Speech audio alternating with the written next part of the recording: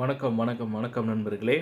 அதிமுக என்ற புதர் வழியாகத்தான் பார்த்தீங்கன்னா, பாஜக என்ற விஷப்பாம்பு தமிழ்நாட்டில் நுழைந்திருக்கு அப்படின்ற மாதிரி அமைச்சர் உதயநிதி அவர்கள் கூறியிருக்கிறாரு. அதை பற்றின ஒரு தெளிவான விளக்கத்தை இந்த வீடியோவில் பார்க்கலாம்.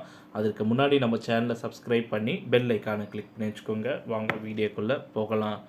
அதிமுக என்னும் புதர் மூலமாக தான் பாஜக என்னும் விஷப்பாம்பு தமிழ்நாட்டிற்குள்ளே நுழைஞ்சிருக்கு அப்படின்ற மாதிரி அமைச்சர் உதயநிதி ஸ்டாலின் விமர்சனம் செஞ்சுருக்கிறாரு.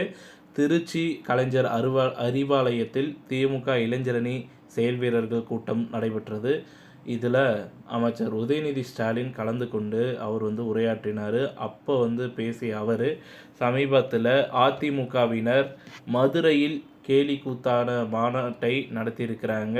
அந்த மாநாட்டில் கட்சியின் கொள்கையோ வரலாறோ எந்த இடத்திலும் சொல்லப்படவில்லை என்று விமர்சனம் செஞ்சிருந்தார். பாஜகவின் கடந்த 9 ஆண்டு கால ஆட்சியில் அவர்கள் கொண்டு வந்த பல திட்டங்களில் சுமார் 7.5 லட்சம் கோடி மதிப்பிலான ஊழல் செய்துள்ளதாக குற்றம் சாடிய அமைச்சர் உதயநிதி, அதானிக்கு வழங்கப்பட்ட 15 லட்சம் கோடி கடன் தொகையை தள்ளுபடி செய்ததுதான் பிரதமர் மோடி அரசின் சாதனை என்று கூறினார்.